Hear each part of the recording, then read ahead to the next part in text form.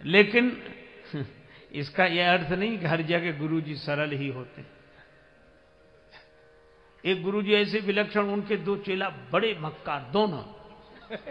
अब गुरुजी बैठे तखत पर, आसन लगा, तो ऐसे भगवान सामने शालिग्राम जी पूजा कर रहे थे वो। अब और तो सब सामग्री आ गई, वो तुलसी जी नहीं। तो एक शिष्य से उनका बेटा, बगीचे से तुलसी जी उतार लाओ। तो क्या बोला, बोले गुरुजी मैं जानता ही नहीं हूं कैसा होता है तुलसी दल, नहीं तो हम जरूर ले आते, आपकी आज्ञा को मना करने की तो बात ही नहीं। हम तुलसी दल ले आते, पर हम जानते ही नहीं, आज तक नहीं देखा, आपने कभी बताया नहीं। गुरुजी बोले अच्छा तो तुम तुलसी दल नहीं जानते ना। तो दूसरा चेला खड़ा था, वो उससे ज्यादा चालाक था। उसने सोचा कि इसने तो मना कर दिया कि मैं जानता ही नहीं, अब हमको ही जाना पड़ेगा। सो वो अपने गुरु भाई से बोला, क्यों तुम तुलसी नहीं जानते? तो बोला हम नहीं जानते। अरे बोले वही तो होते हैं जो केले की तरह चौड़े चौड़े पत्ते होते हैं, जिसके बहुत इतने बड़े बड़े पत्ते होते, वही तो है। गुरुजी बोले तो इसका मतलब तुम भी नहीं जानते। गुरुजी हम तो वही चौड़े पत्ते जानते, कहो तो ले आए।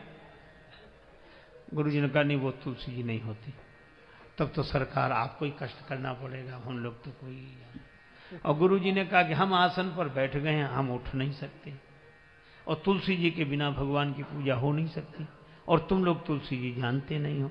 दोनों बोले हाँ। तो एक काम करो, क्या तुलसी जी को तो नहीं जानते, ला नहीं सकते, तखत तो उठा सकते हो, उठाओ तखत, ले चलो बगीचे में।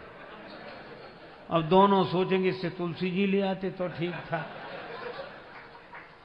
उठाना पड़ा तखत।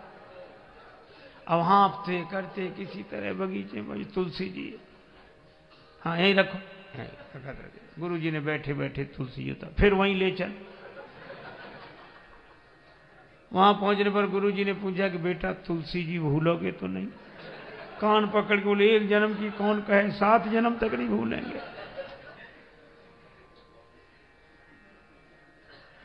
असल में भक्ति तभी होती है जब चित्त की चालाकी चली जाए।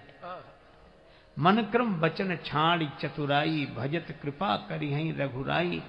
एक सज्जन तो मंदिर में गए, मान्यता मानी कि कुछ फायदा हो तो आपका भी हिस्सा रहेगा उसमें कुछ। तो किसी ने कहा कि पहले ही चढ़ा दे। बोले पहले नहीं, पता नहीं फायदा हुआ कि नहीं, ये और जाए, पहले हो जाए। और भगवान की कृपा से उसको लाभ हुआ, व्यापार में आया। अब सोचने लगा चढ़ाऊं कि न चढ़ाऊं। भगवान की कृपा से हुआ होगा तो फिर होगा नहीं।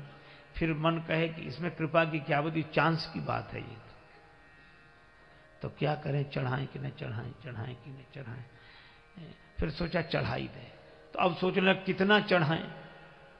तो उसने एक रेखा खींची ऐसे मंदिर के साथ। बोले मैं तो निर्णय कर नहीं पा रहा हूं प्रभु, मैं तो सब तुम्हारे चरणों में चढ़ाता हूं, जो रेखा के उधर गिरे सो तुम्हारा, इधर गिरे सो हमारा। अब रेखा खूब खींची रहे, फेंकना तो अपने ही हाथ में था। ऐसी चतुराई से फेंका, 2-4 सिक्के उधर गिरे, इधर सब। कहने लगा प्रभु बड़े संतोषी, आपने बहुत थोड़े ही लिए, चलो कोई बात।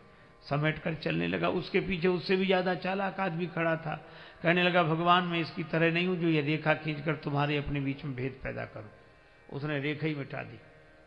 मैंने भी मान्यता मानी थी, मुझे फायदा हुआ है, मैं सबका सब तुमको चढ़ाता हूं। लोग बोले ये है, लेकिन बोला मैंने सुना है कि आप कहीं ऊपर रहते हो, तो हे ऊपर वाले, मैं पूरा का पूरा पैसा ऊपर तुम्हारे नाम पर फेंकता हूं, जो ऊपर रह जाए सो तुम्हारा, और जो नीचे गिरे सो हमारा।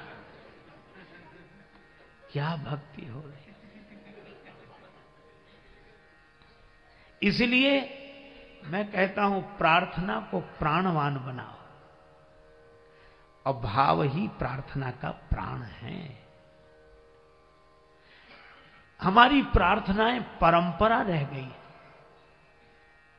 परंपरा से प्रार्थना का जन्म होता है, लेकिन उसमें प्राण तो भक्ति भाव का है। इसीलिए सेवा हो तो ऐसी जैसे